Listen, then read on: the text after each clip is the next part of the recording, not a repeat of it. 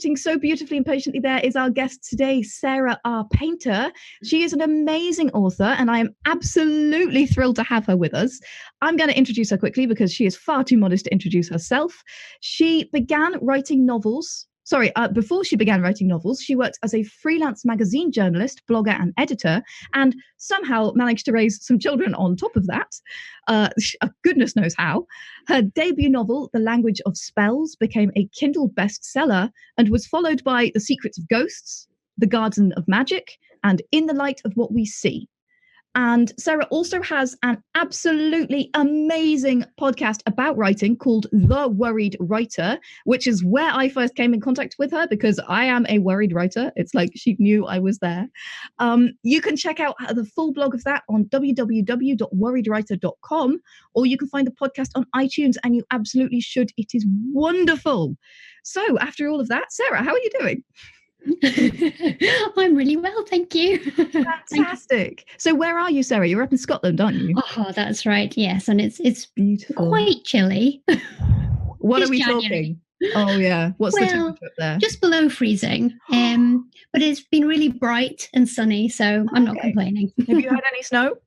No, not yet. That's usually it'll be either later this month or quite often February, or as a cheeky little, it's almost spring, but it isn't. It's usually March.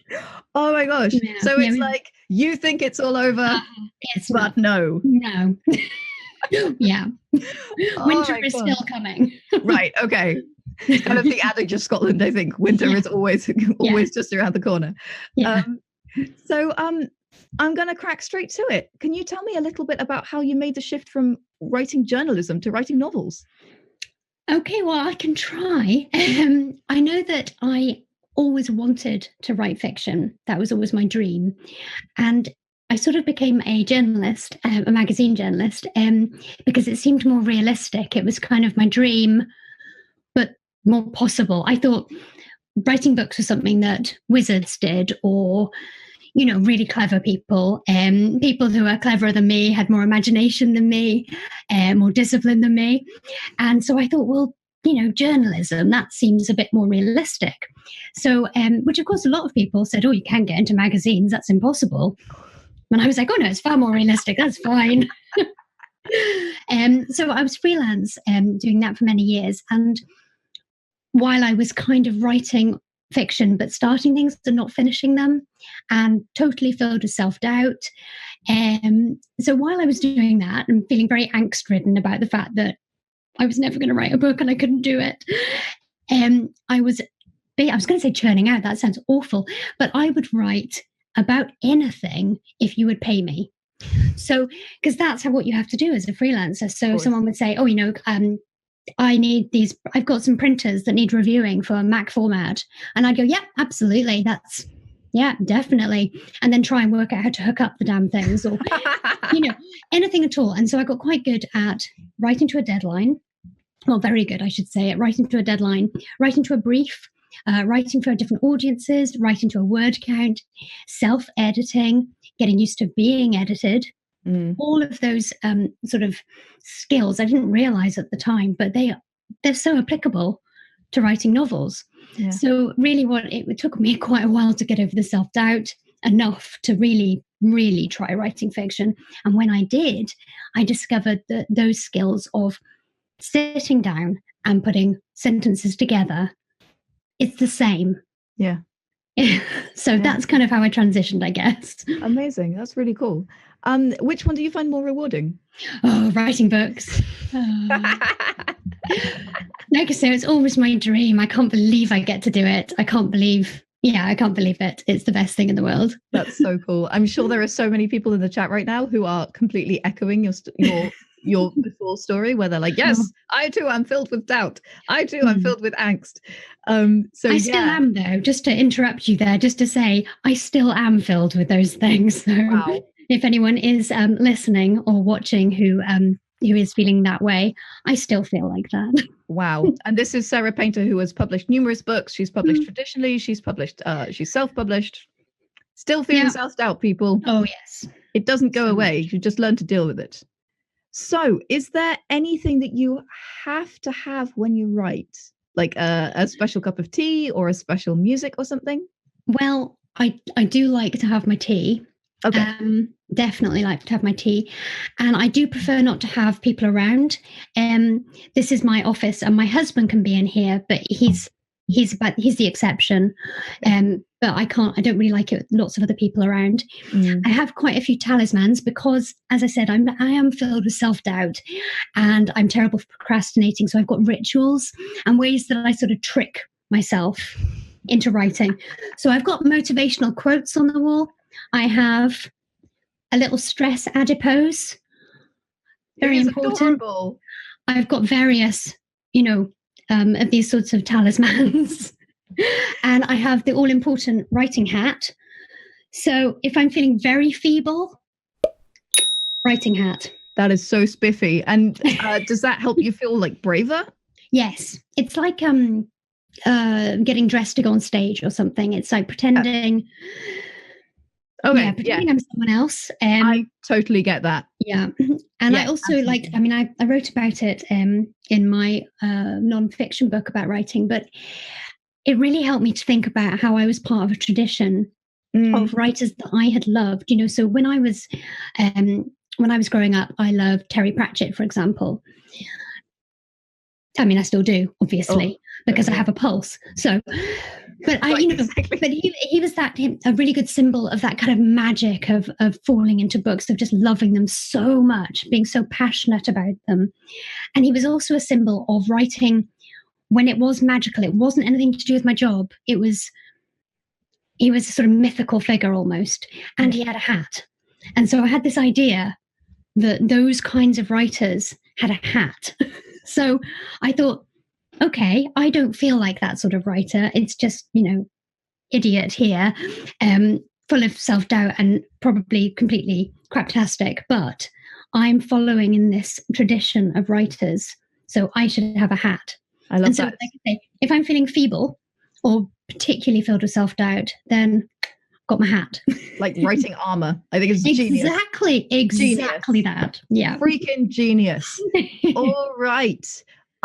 Just before we start talking about world building, I'm so curious about this. Can you tell me, are you a plotter or a pantser? And for those of you in the audience, what that means is, do you plot out your novels before you start to write, or do you fly by the seat of your pants and sort out the small stuff later? Well, to my I have tried to change this, but I am very much a pantser. I cannot plot. I have been known to say that I honestly believe that someone could hold a gun to my head or a sword to my throat, and I could not plot a book.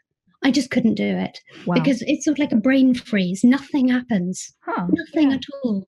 And that's part of the reason I found it really hard to write for a long time, is I thought, oh gosh, I'm not a real writer because I don't have these story ideas. I can't sit down at, over dinner and tell someone this great story idea that I've got.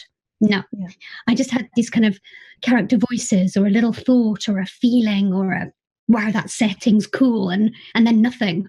Sure. And for you, it comes much more organically then. Definitely. So I write, I don't even write a first draft. It's so terrible. I call it a zero draft. I love that. It's not to be shown to anybody. It's that bad. Wow. And it's free writing. But what I found is that if I keep on going, if I force myself to hit a word count and I just keep writing, a story will emerge. Stuff will happen. Yeah. And I'm surprised by it.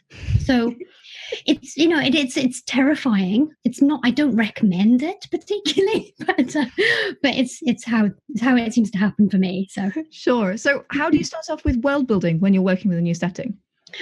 Well, I do a lot of thinking. I do daydreaming and things. I was thinking about this before we were chatting and thinking about, oh gosh, I feel like such a fraud because I don't do a lot of formal world building.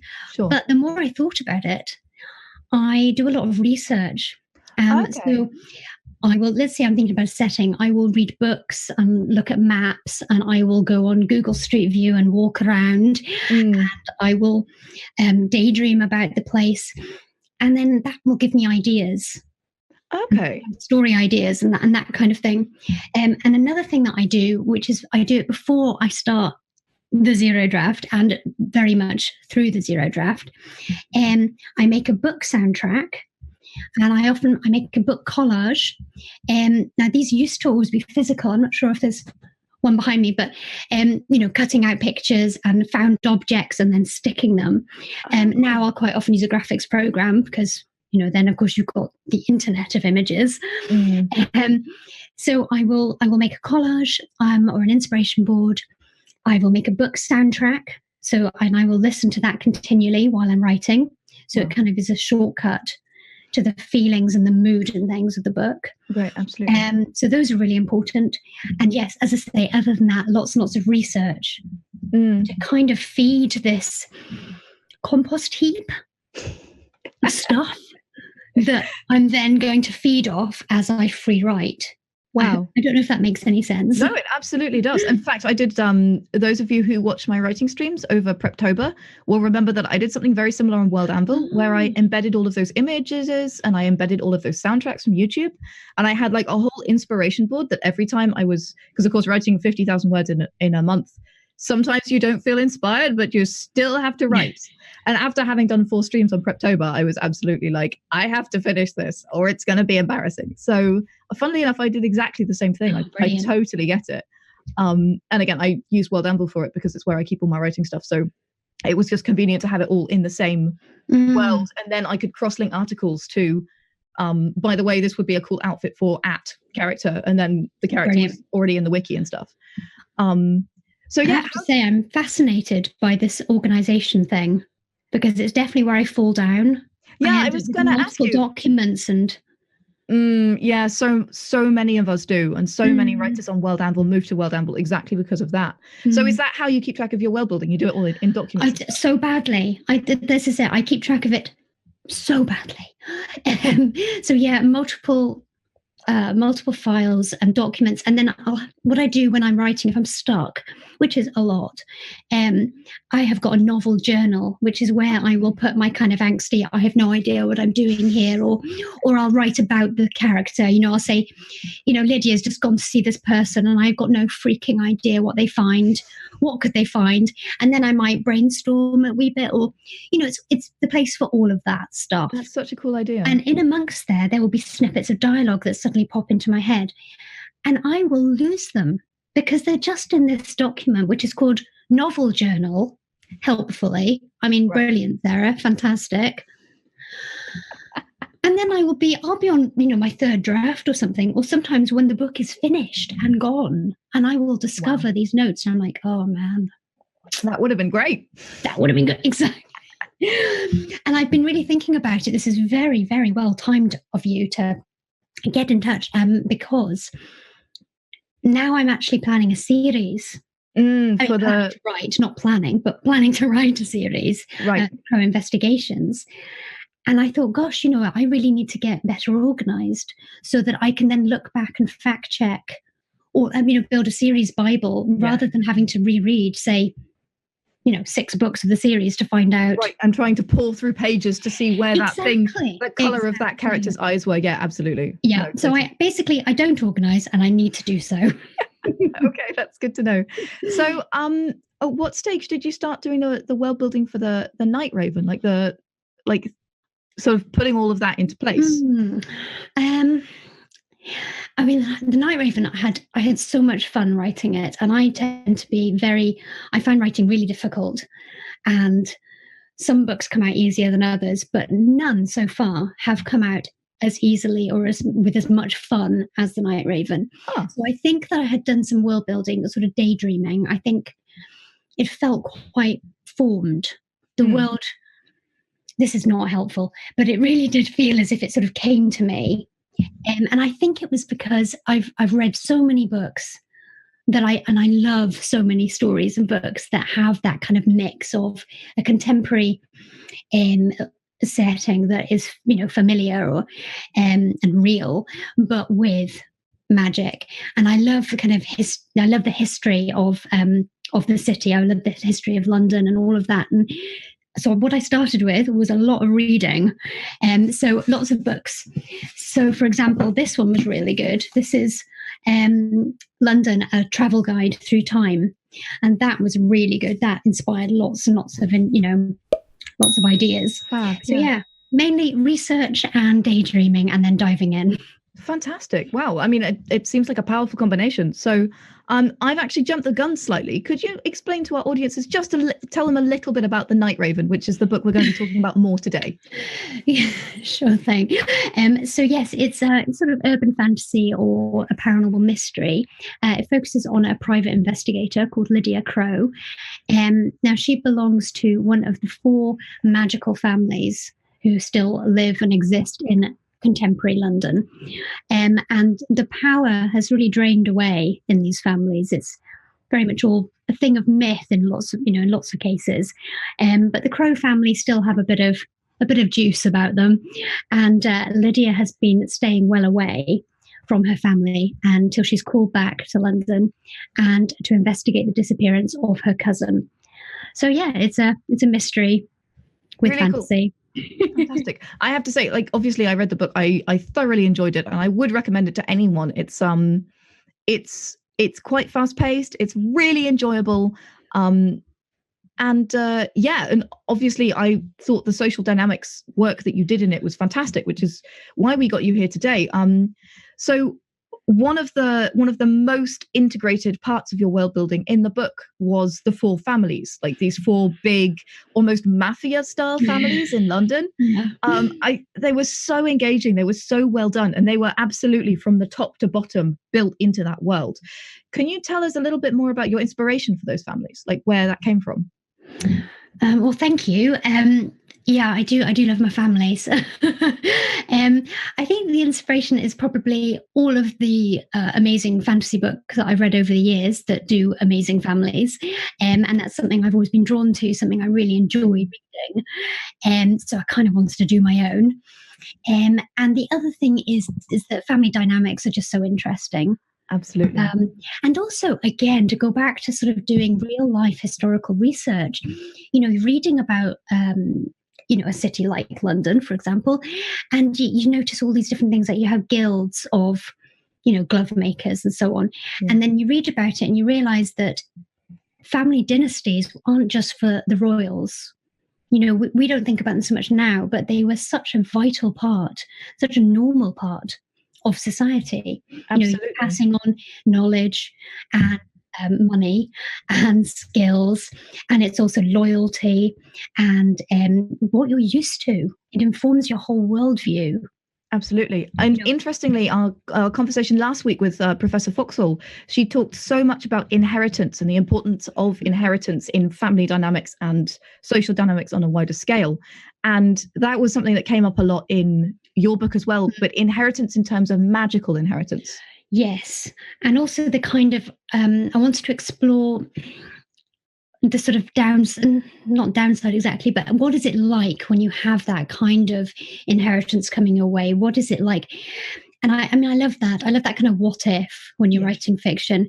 And what I try and do, and what I hope I've done, is to try and base it in reality and sort of the limits of what I can imagine. Like, I know what it's like to have, as close as I am to my family, I know what it's like to maybe feel a certain pressure or this is how our family does things. I'm sure everybody knows that. Of course. But it's that what if your family was this ancient, powerful, magical, slightly dodgy hint of the mafia?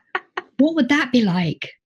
Sure. I mean, definitely reading the book, you really got a feeling for that. How did you manage to keep the families so distinct from one another?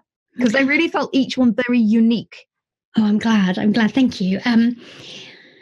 A lot of free writing, brainstorming, making lists of things I think are cool. I came up with the names of the families just off the top of my head, really as a placeholder, right? That's how I'll start. Sure.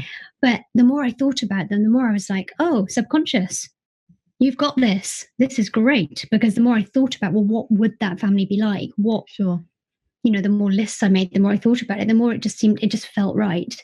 Yeah. And I'm planning to explore them more sort of going through the series.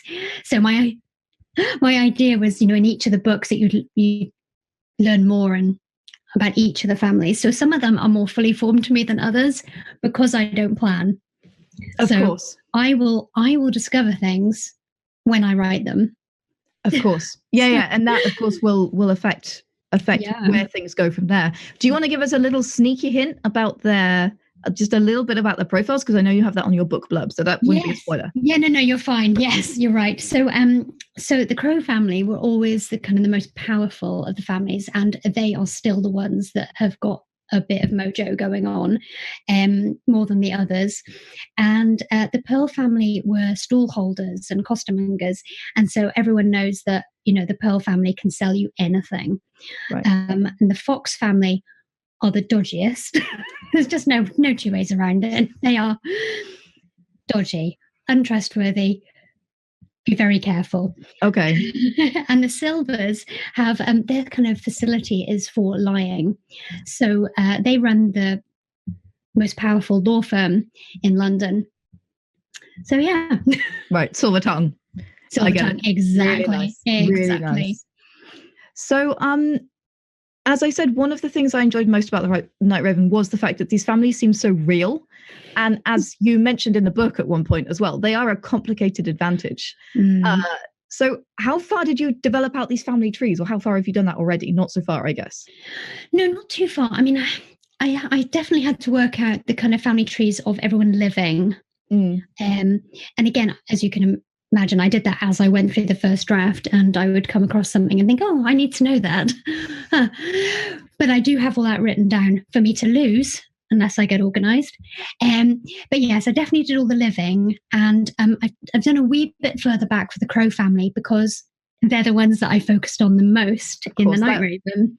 So that was really the main family, and the family definitely. of the main protagonist. Yes, exactly. So, yeah. And I also I sort of skipped a bit of time and went back because there was a truce drawn up between the four families 75 years ago. Yeah. So I had to have a wee think about that and start sketching some family tree out there so I don't get too confused. Very cool. Yeah, I'm honestly, I'm so glad that we're talking about this because a lot of our world builders do all of their building up front and then do their fiction afterwards. And especially for things like RPG campaigns, it can be really important to make sure that certain things are very much in place before you do too much. Definitely. And so it's actually really fantastic to have an author on to show us a little bit a different way of approaching world building and how it doesn't have to be so rigid. It doesn't have to all be done at once. You can definitely pull out different things at different times and really just build what you need when you need it. So that's fantastic. I'm thrilled. Oh, good. I hope so. And I also just, again, if some authors, of course, do plan everything and they do build, they spend a lot of time world building before they start writing. And that's awesome as well, of course. The only thing I would say to anybody who is world building before they write, as opposed to before they run a campaign, is don't let it turn into a procrastination exercise, because I do know some writers who have done glorious world building, beautiful, but the story still hasn't been written. Absolutely. And that breaks my heart. It's a form of world builder's disease. Yes, exactly. Absolutely. Exactly. Good old Tolkien. I blame him, I blame him. Everybody does. So in terms of family influence in the Night Raven, the weight of the family name and the influence of the family is a really important aspect in the novel. So how wide do you think these families' influence extends outside London? Well, I do think that it's probably quite far because what I tried to do is show that these families, they've been in London a long time. They are old London families. But of course, they didn't start in London. London is a very old city, but we all started in Africa. Nobody started in London. Of course. So I wanted to show, so for example, the Crow family, their roots are in Scandinavia. So I imagine, although, as you know, I haven't planned it, but in my mind, somewhere out here, I imagine that if you were to go to a Scandinavian country, yes, their roots, their influence would be huge there. Sure. Yeah, so that absolutely. And again, the different families come from different places, and that's given me scope to explore that. Absolutely. And that's going to give you a very interesting spin on the way that they function as a social dynamic unit as well, because of course the culture is so different. Exactly. I did think, I mean, I'm very much one for letting my subconscious plant seeds and then follow them up later and go, oh gosh, oh, well done, go me. And so with this one, I was trying to plant a lot of seeds to make sure that there would be this rich world that I could explore because I was planning it as a series. Fantastic. So fingers crossed that comes off. Yeah, fab. Can you run us through a few ways in which you portrayed this family influence in the novel? Because, of course, I've read the novel, but not everyone in the audience has. And it's obviously with Show Don't Tell, it's one thing to have a family with a lot of influence. The other thing is to show that to your readers, to show it as an impact, how the family impacts the world around them. I guess, I mean, one way that you can always show the impact of a character or a family is always in terms of how the other characters react to them. You know, that's always very extremely telling, Sure. Of course. And I think also in terms of the way that they speak and sort of they might have in language that family particularly uses, and then you will know whether they are what influence they've had on other people is whether other characters then mirror that language or refer to them using that language. You can see how far their influence has spread. So, for example, I think when a member of the Fox family is menacing Lydia, and he says something like, I always forget books when I've written them, by the way, so he might not say this exact thing, but he says something like, you know, fly away, little bird. Yeah. So he's referring to her as a bird. And so that immediately gives you the idea that this is not just her surname. You know, this is a wider thing that is known about. Sure. And can be used in a menacing situation. Sure, absolutely. I think that's such an interesting point. And again, that's one we haven't hit on yet in this series, is how language is so evocative of the relationship, and how in our writing, the way that people talk to each other absolutely tells you everything about the way they think about each other, the way they think about a third party, and the way in which they might mimic behavior or mimic language. Definitely. And I was also thinking about what sort of family slang would grow up and things. What particular things would they say? Sure. In this family that marks them as part of this tribe or part of this family. And so I think that's quite good for sort of enriching and making the families more distinct and more real. Absolutely. These kinds of con slangs, it's my own term, I'm afraid. So not a whole con lang, because I don't know about you, but I don't have time to deal with people's grammar. But having a con lang, having sort of idioms and anecdotes and the time when that you don't need to explain about, but it's the time when, you know, the grandma incident, and everyone knows what the grandma incident is, but nobody. That's not a thing from Sarah's book, by the way. That's just a thing I made up. So no. In Sarah's book. No, you're so right. Yeah. Yeah. I mean, this is all absolutely writing gold when we're talking about how people interact with each other, how people show rather than telling, the way that they are related, the way that they think about each other. So yeah, I'm very, very glad that you brought that up. How did you maintain, and again, we just touched on this a little bit, how did you maintain family traits within the same blood relations without making the characters too similar? Because that's something that can be very difficult. Yeah, I think that's something that I'm going to definitely be paying a lot of attention to as I go through, because it would be very tempting to use like the shorthand of, you know, Silvers are good at lying. So then they're all, but I think it comes down to character building of any kind. So I've got a couple of tricks that I use. One, for example, if I'm finding it difficult to really make sure that my character is distinct, I will sort of cast them with pictures.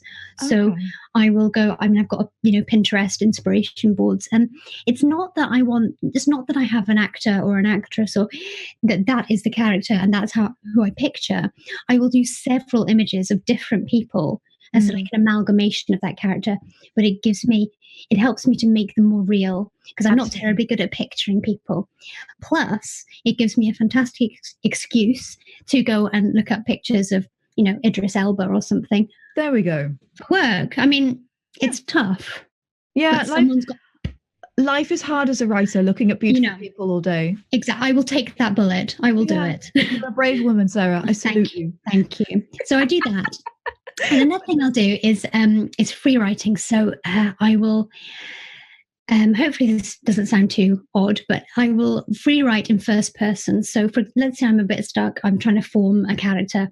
I will pretend I'm that character, a bit like putting on the hat, and I will free write in first person until their voice starts to come through, and all kinds of unexpected details or thoughts will come up.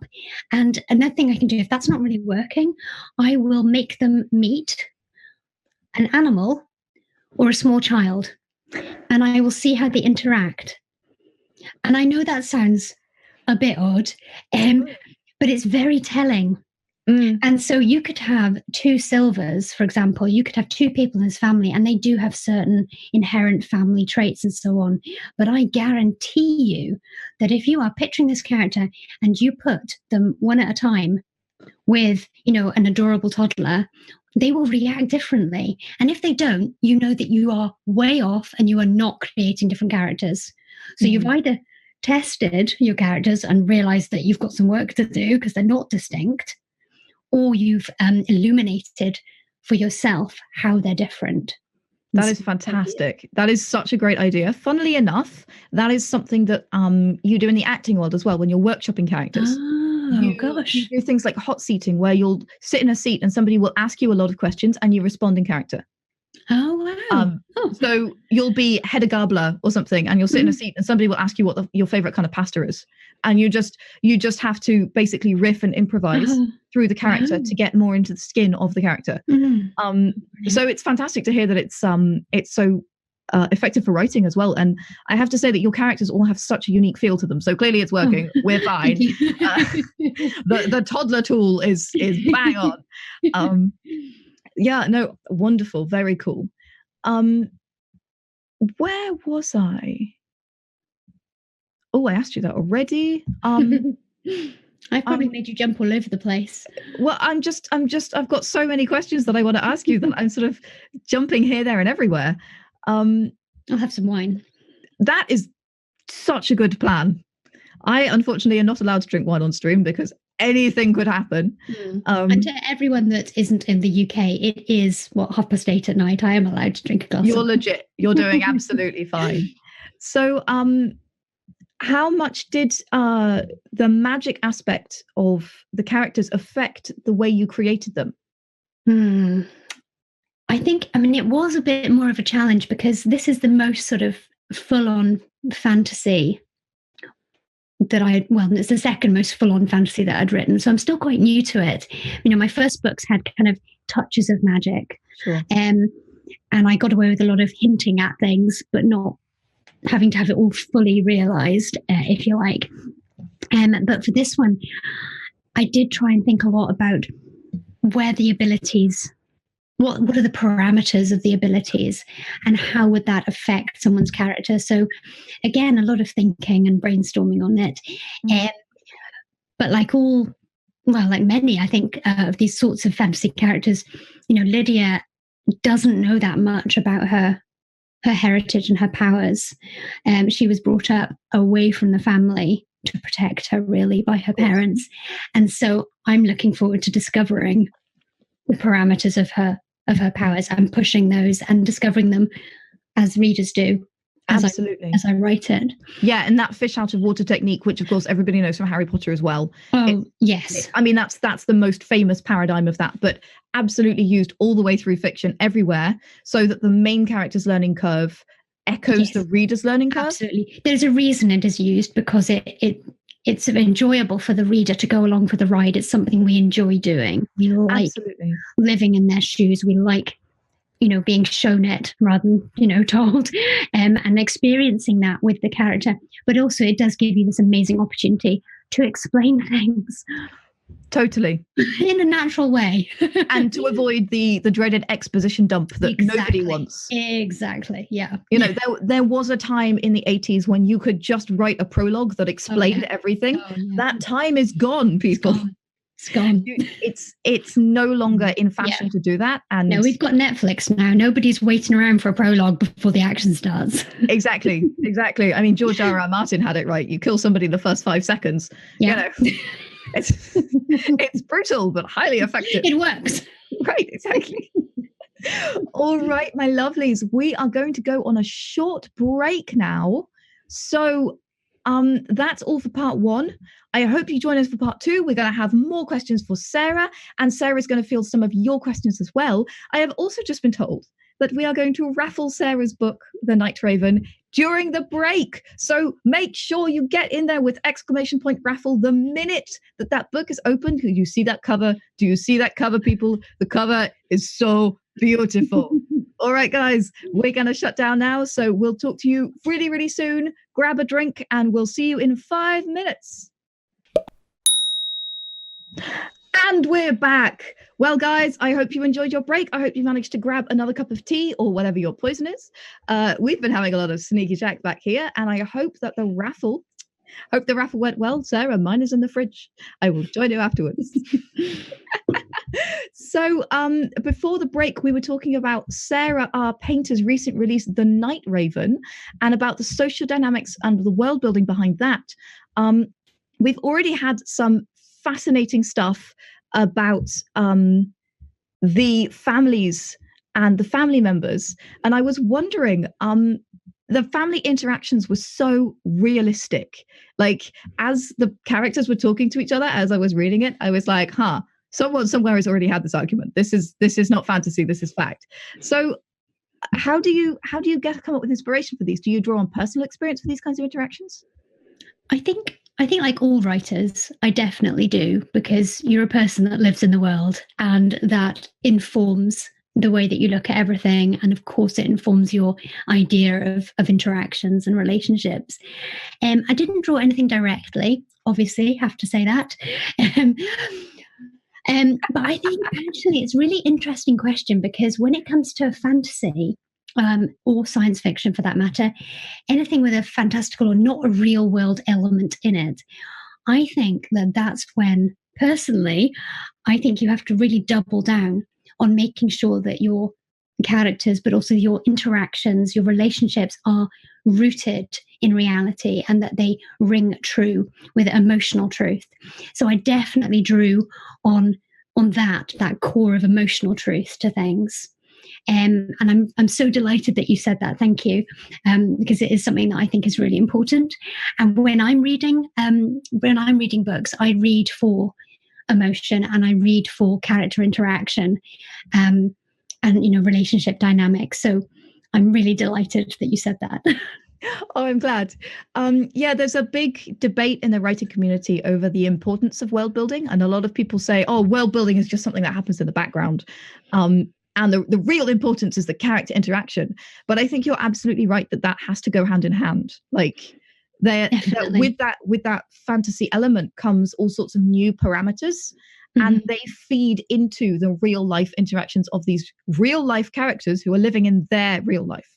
I think it's that the quintessential, the world building is so important, because that is, especially if you're writing fantasy, or that is what the reader has come for.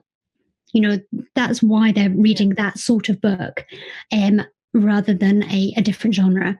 Absolutely. So it's super important. It's definitely on a par.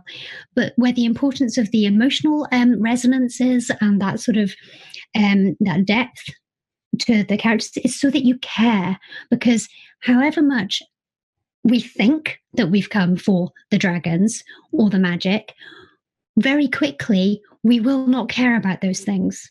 They will be pleasant, it will be interesting, we'll think, oh gosh, that's really well done, or that's quite cool, but it's not going to hold us for the hours it takes to read a book. Absolutely. It's something that's happening to somebody else. Exactly. And you always got to make your reader care. Yeah, I think that's such a good piece of advice. On that, one of the strong themes in your novel was very much like the difficulty of breaking out of these families, these sort of units, this sort of mafiosa, and what happens when people want to leave. Is this a theme that was like personal for you, and if not, like, where did you find the inspiration and the paradigms for this? Well, I think I'm quite lucky in that it wasn't personal, although again, taking that kind of emotional truth, I think even if you're lucky enough to be part of a very happy family that you're delighted to be a part of, I think most of us growing up, you feel a weight of expectation, or there are certain traditions in the family, even if it's just, Auntie Doris always, brings that sort of cake and sits in that sort of chair. It doesn't have to be dramatic, but we grow up with these frameworks, and there is a part of us, I think, that wonders what would it be like not to be part of that framework, to start again, to start afresh. So there was that, but also I kind of, again, with my research, I did read about organized crime families and got sort of inspiration there. What's that like? What is it like to break away from those? What does that mean? What are the consequences? Not great. Sure, absolutely. So that was really interesting. And again, thinking about those more sort of big family dynasties, what would it be like if I had overbearing parents who were all, and grandparents and all, who'd all been, I don't know, medical professionals, and I felt that weight. So as always, it's role playing for me, and it's thinking, what if? I get bored so easily. And so I like thinking, what if this? Or I want to live, 100, 200, 1,000 lives. And the way I do it is by imagining, what would it be like to be this? Wow, that's really cool. One more question about the Night Raven. I did have to limit myself, but I am aware that we have some user questions as well.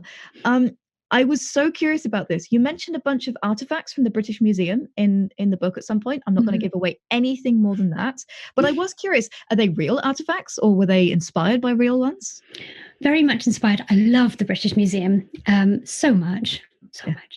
And my best friend actually worked there for a little while, and I remember going to see her when she was doing an interactive talk with some ancient coinage, and just the whole thing. It was so cool and so amazing.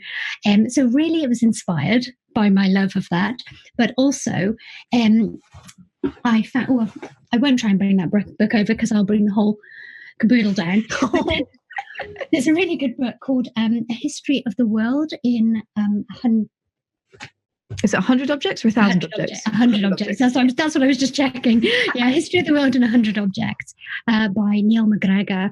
And that, again, I was reading about these objects to get inspiration. What kind of thing? Sure. Yeah. What kind of artifacts were there? What could you draw on? These kinds of inspirations. Definitely. As always, just steal and elaborate. Adapt and overcome. Yes. Yeah, absolutely. So I know that there's another Crow Investigations book on the way. Are we going to learn, as you said, we are going to learn more about the families in that, aren't we? Yes, I thought I had this sort of vague idea with my non-planning that in each of the sort of subsequent books, each one we would sort of find out more. They would focus more on each of the families in turn. So this first book was about the Crow family, which is, of course, the protagonist. And in the second book that I am about, I'm nearly finished the first draft, and it seems to be all about a lot more about the Silver family. So interesting. And they were ones that we didn't hear about so much in the first book. So it's going to be fascinating as well. Exciting. So that's what you're working on now. Is there anything else you're working on, or anything coming up? I've actually got a supernatural thriller, which is a standalone book that I wrote a couple of years ago, and it's a wee bit darker than my usual stuff. A wee bit more violent, and it's set in Edinburgh and around the world. Beautiful. And it's supernatural, very much urban fantasy, supernatural thriller, and that is called The Lost Girls, and it is out on Thursday the 24th of January. So this Thursday. Yeah, this Thursday. So I'm in launch mode for that. Yeah. Oh my gosh! Well, we're so lucky that you could take some time to come and talk to us. My gosh, brilliant to be here. You must be a very busy woman. And where can we find out more about that? So if you head to my website, then there'll be stuff on there. And also, if you sign up for my newsletter, then that would be a really good way to stay in touch, because I can send you new release notifications, and there are giveaways and exclusive content and things like that.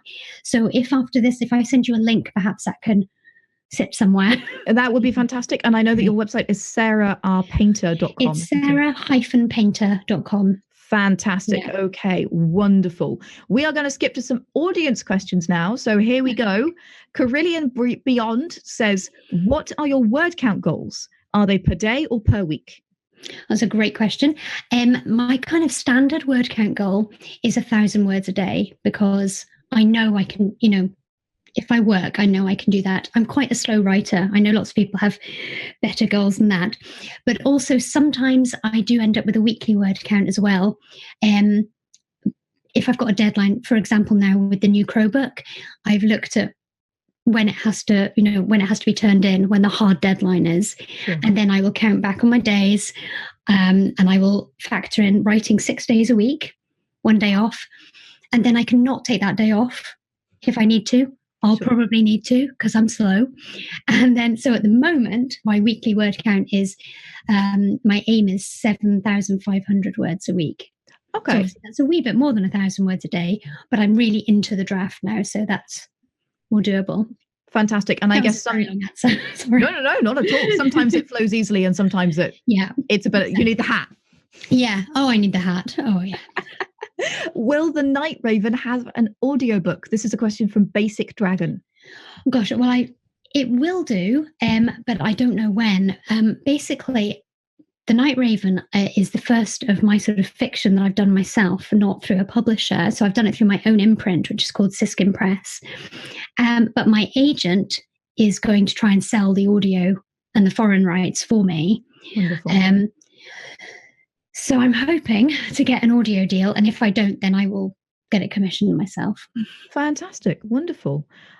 Sierra Komodo asks, have you ever just written and built a world or a setting or even just a character that was never put into a book or a story? Yes, sadly. Can you tell us a bit more about that? A lot. Has that happened a lot to you? I think this is the curse of the free writing, no plan. Sure. You have to be at peace with the idea that you will write stuff that will get cut. You will write you will start things that don't. You have to learn. You have to learn to finish things. So when I'm advising people, I'm always like, just get to the end. I don't care. Get to the end. No excuses. But the secret is that actually some things aren't meant to be finished. And you have to. Sometimes you do have to abandon projects. So I mean, I wrote a whole fantasy kind of set in a school years ago, and I was quite fond of it. I did actually finish it. But that's never going to see the light of day. I haven't, no. Sure, fair enough. Yeah, fair sadly, yes.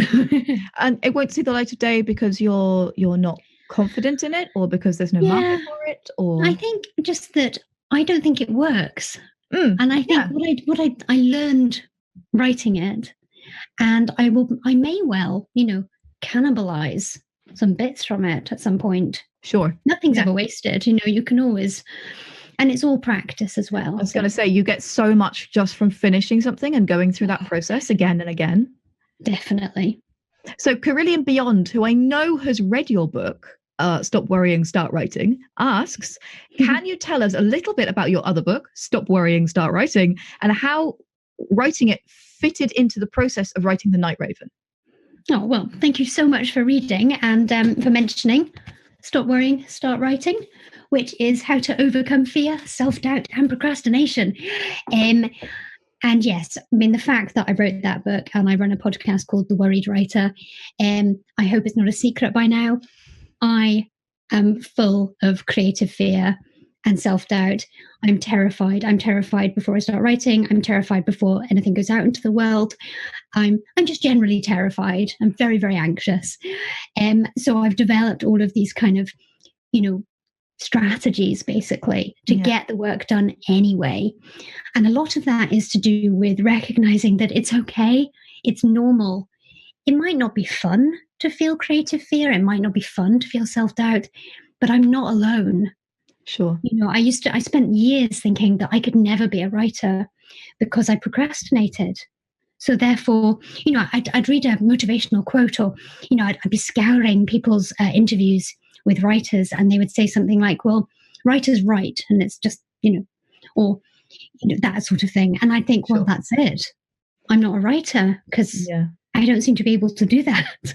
Sure, absolutely. But again, with the magic of the internet, we find out that so many of us are in the same position. Absolutely. And again, even people like you who've done so well, who've published so much and in so many different ways, even Sarah worries people. Oh, so even much. Sarah. Which is why I hope it's helpful to keep on saying it, because I definitely don't want anybody to think that those things have just gone away.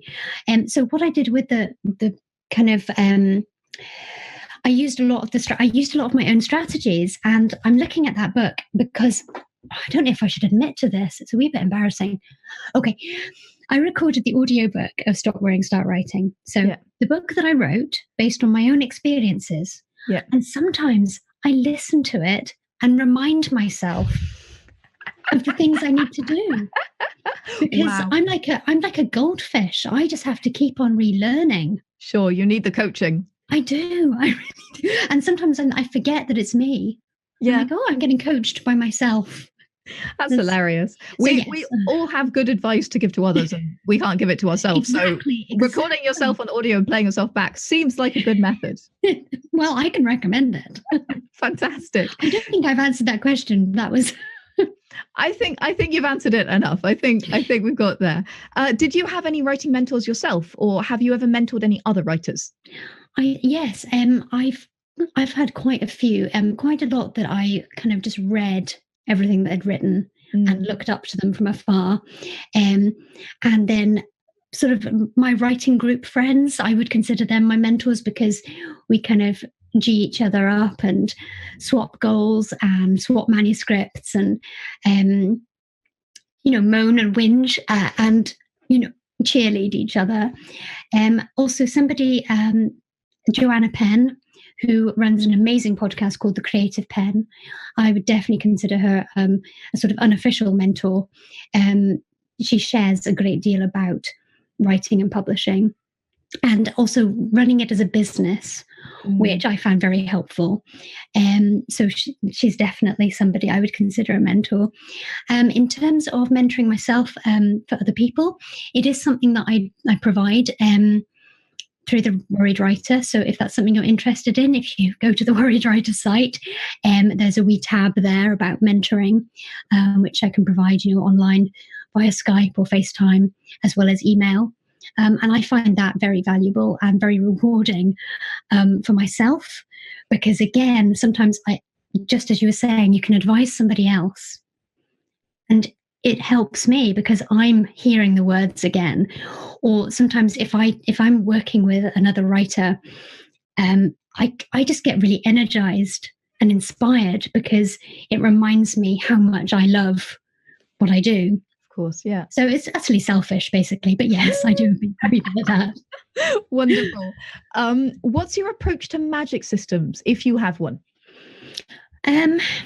Well, again, as you might have got from this chat, my approach is very organic.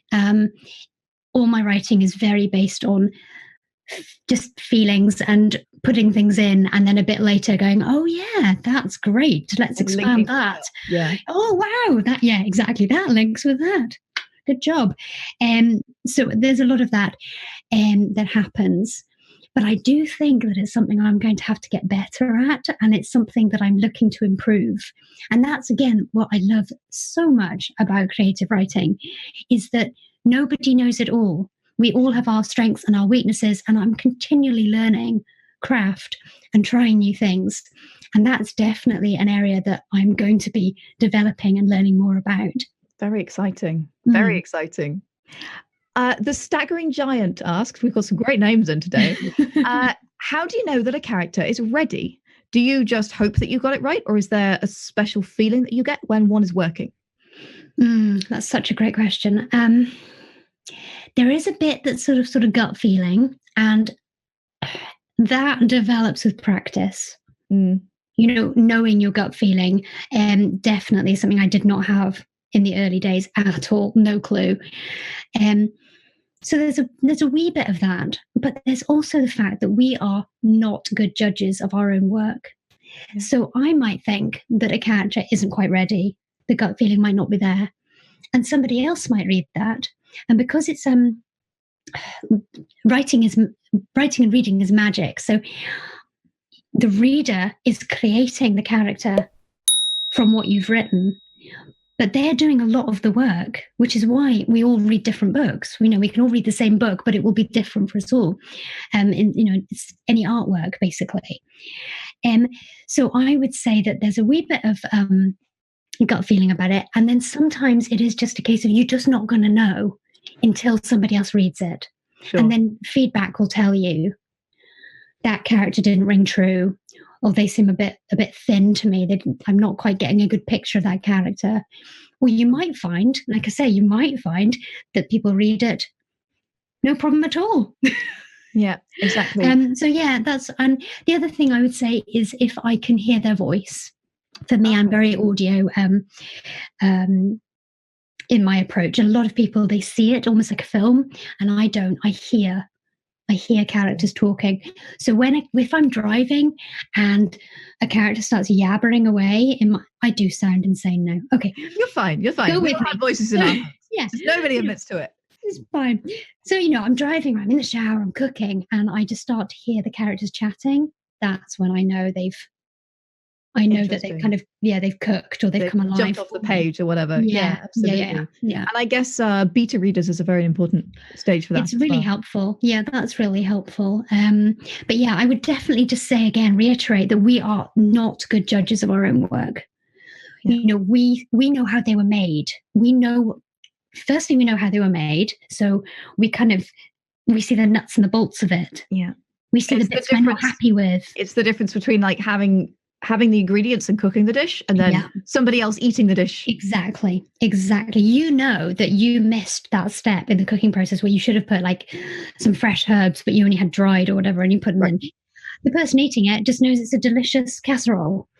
Right, exactly. They get a completely different experience. That. Yeah. And the other thing about it is that you know the nuts and bolts, and you know the perceived failings. But also, you're probably a wee bit sick of it. You know it too well. You're too close. Yeah. And finally, I don't know about you, but I have these. When I imagine things, they are the most glorious thing. This the glimmer of this story. It is this shimmering, perfect, shining castle. Yeah. And then I write it, and it's a shack. Right. And it's like, who did a poop in a shoebox? Yeah. How did this happen? How did this happen? So we just can't judge. Yeah, absolutely. I've got one more question here, and it's a very, very good one from Creator. The question is, how do you get out of the horror that is writer's block? Oh, so many ways. And I say so many ways because it hits so many times. So yes, I trick myself all the time. So I will create a habit. I will make sure that I'm concentrating on the process of writing, not the product. So word counts can help. Good. Playing loud music to shut out my brain, that can help. Gamifying writing can be really good. There are some, there's a good site called For the Words. That's quite good. That you can sort of battle monsters and things. And if you write, say, 200 words in 20 minutes, you've beaten that monster. So things like that anything that helps you focus on the process, not what you're producing. Wow. And then, like I said, the other thing is lying to yourself. So you tell yourself, nobody will ever read this. You tell yourself that this isn't really a lie. It's completely okay to write rubbish. That's not a lie, but it does help to repeat it. Rituals, talismans, squidgy stress toys. Keep trying lots and lots of techniques until something works for you. Yeah, that's the other thing I'd say. If one tip doesn't work for you, it's not your fault, and it doesn't mean you failed, and it doesn't mean that you won't be able to. You just have to keep trying lots of strategies. Sure, absolutely. And everyone is so different, and I think every project is so different as well. Yeah, that we get stuck in. There are so many ways to be stuck. Is basically what I'm saying here. Oh, and so true. And so that we need to try so many different strategies to get us out of them. And I think the real big one, I think, is to recognize that it's fear. And obviously I don't know you, and you may well be quite understandably saying, well, it's not fear. You don't know me. It could be something else. It's fear. It's fear. I'm willing to bet. I'm willing to bet that down in there is fear, because it's either fear of not being any good, it's fear of ruining the idea, it's fear that you don't know what's going to happen next. It's so many fears. It's fear of judgment.